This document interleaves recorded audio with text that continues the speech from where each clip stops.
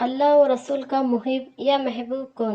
رسول اللہ صلی اللہ علیہ وسلم نے فرمایا کہ جس شخص کو یہ بات اچھی لگتی ہو کہ وہ اللہ اور اس کے رسول کا محب بن جائے یا اللہ اور اس کے رسول کا محبوب بن جائے تو اس کو چاہیے کہ ہمیشہ سچی بات بولے، اور جب اس کو کسی چیز کا امین بنا دیا جائے تو وہ اس امانت کو ادا کر دے اور اپنے تمام پڑوسیوں کے ساتھ اچھا سلوک کرے۔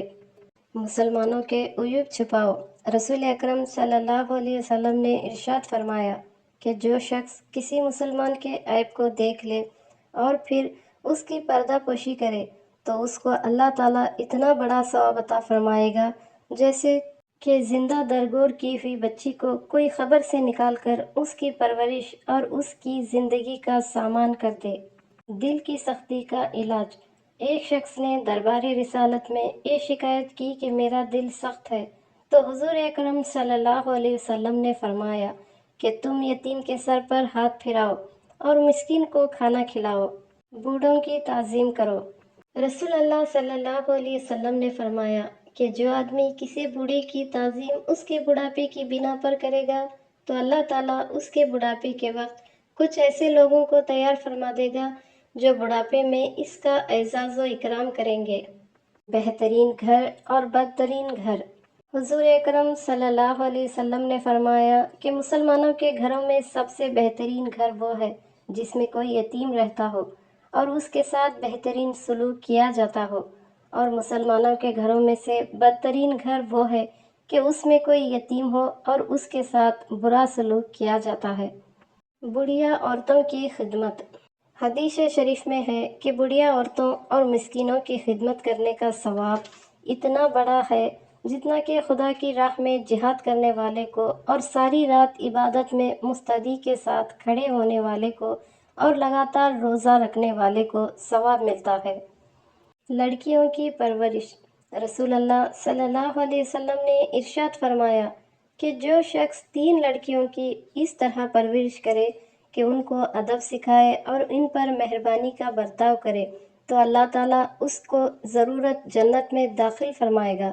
یہ ارشاد نبوی سن کر صحابہ کرام نے عرض کیا کہ اگر کوئی شخص 2 لڑکیوں کی پرورش کرے تو ارشاد فرمایا کہ اس کے لیے بھی یہی اجر و ثواب ہے۔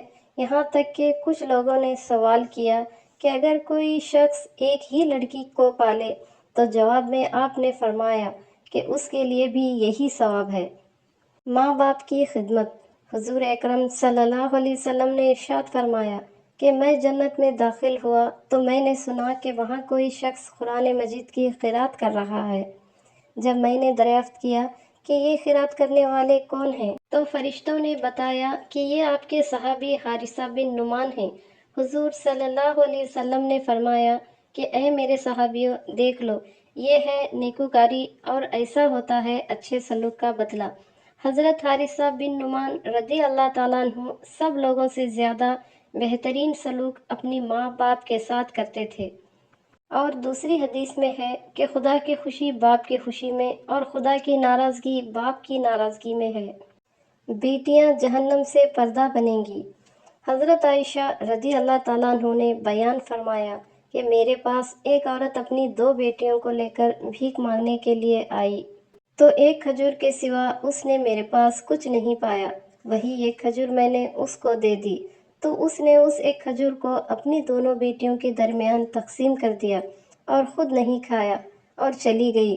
اس کے بعد جب رسول اللہ صلی اللہ علیہ وسلم مکان میں تشریف لائے اور میں نے اس واقعے کا تذکرہ حضور سے کیا تو آپ صلی اللہ علیہ وسلم نے ارشاد فرمایا کہ جو شخص ان بیٹیوں کے ساتھ مبتلا کیا گیا اور اس نے ان بیٹیوں کے ساتھ اچھا سلوک کیا تو یہ بیٹیاں اس کے لیے جہنم سے پردہ اور آڑ بن جائیں گی۔